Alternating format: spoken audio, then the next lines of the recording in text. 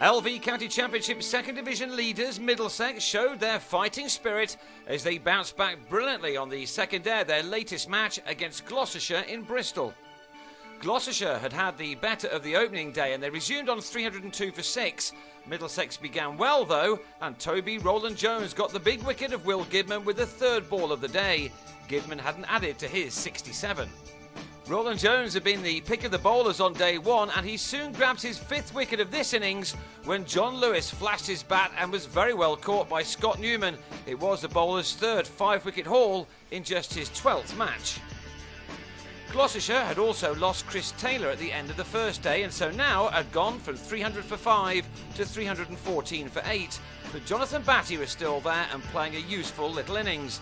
After a wretched first summer with the bat for Gloucestershire, he's looking more settled this season, and is clearly pleased not to be opening the innings anymore, as he did for the majority of last season. He'd made 27 here, seeing the total climb to 355 when he was 9th out, Tim Murtagh just getting a bit of extra bounce to find the edge. A beautiful late in-swinger from Gareth Berg then did for Liam Norwell, as Gloucestershire were all out for 358, Roland-Jones claiming 5 for 91. Middlesex's top order has done well so far this summer, and Newman looks as if he has benefited from having someone like Chris Rogers at the other end. The county is still waiting for really big innings from the former Derbyshire captain, who once scored 319 against Gloucestershire, but everyone knows that he is very capable of getting one. He and Newman were helped a bit by some of the bowling from Gloucestershire with the new ball. John Lewis aside, they have a very inexperienced attack, and that was clear to see as they struggled to always get the ball in the right areas and gifted a few boundaries to both batsmen. Those two are far too good to miss out on deliveries such as these, and the score was soon on its way to 3 figures. Rogers went to his 50, his second for Middlesex, with a delightful drive off Hamish Marshall. That was one of 9 fours in an innings thus far using up 70 deliveries. Newman also looked good for his 50, but 3 runs short, he edged Lewis behind, bringing an end to an opening partnership of 116. Middlesex could not have made a better start to this summer, having won all of their LV County Championship matches coming into this game. They admit that they still have much to do and are looking to improve all of the time, but they already appear to be a much more confident side than they were last season, a season when they got off to a horrible start.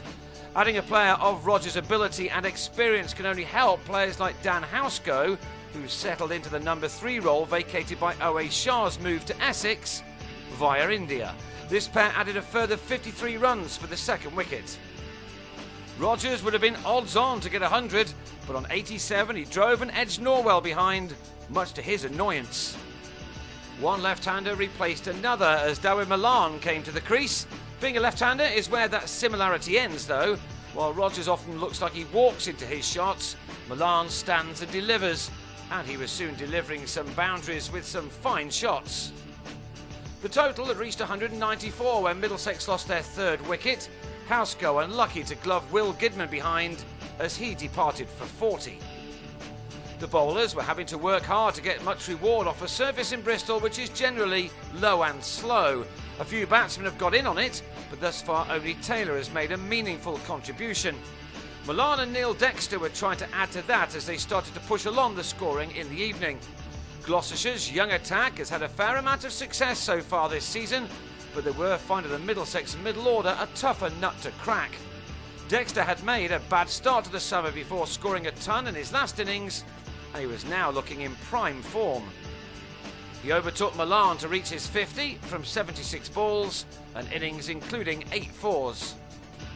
Malan would have been hopeful of joining him, but 5 runs short of his half-century, he edged Norwell behind with his side now on 283 for 4. Roland-Jones came to the crease as night watchman with 10 minutes left, his job to protect his skipper and drop anchor.